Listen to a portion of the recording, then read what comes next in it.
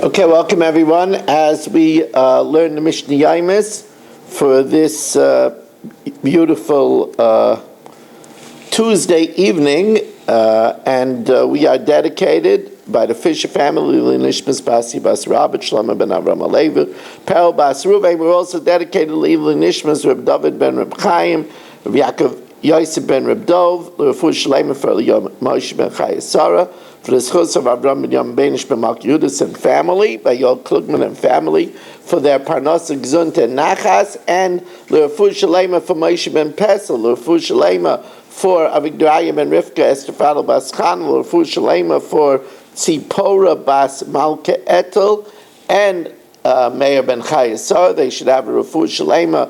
We are holding by Mishna Beis in the 6th parak. If, let's say, Dr. Black leaves his animal out in the sun. Now, leaving your animal out in the sun is asking for trouble because the animal is going to become frisky and do damage. Or he gave it shabby protection by handing it over to an incompetent, to a deaf mute, an imbecile or a minor. The yotzav ezikin and went out and damaged chayiv. Misar l'roya, if he handed it to a responsible shepherd, nichnas roya tachtav.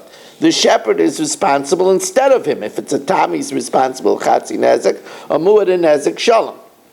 Now nafla lagina venenis. If it fell off the roof, that was a oinus, and it landed and the fruit cushioned its fall, so then Dr. Black would have to pay the benefit that he got, that his animal was protected by the fruit. If the animal ate the fruit, then Dr. Black has to pay the amount that he saved by not having to feed the animal. Mishalemis mashenenes, you have to pay the benefit. Yorda kedarka v'izika, but if the animal went in and damaged, Dr. Black did not watch the animal and went in and damaged in its fat, that's of course the damage of regel or shame. Mishalemis mashezika has to pay the nezek shalom, what it did damage. Now Kate said Mishalemis mashezika. How do we evaluate? Do we evaluate, let's say the animal had 30 apples, do we evaluate the price of the apples?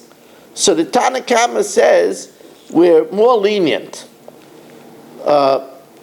We shamim beisaba oisasada. If the animal ate a portion of a beisa in the field, we evaluate the beisa kama hoisa yafa, how much it was worth before the animal ate, the kama yafa, and how much it's worth now.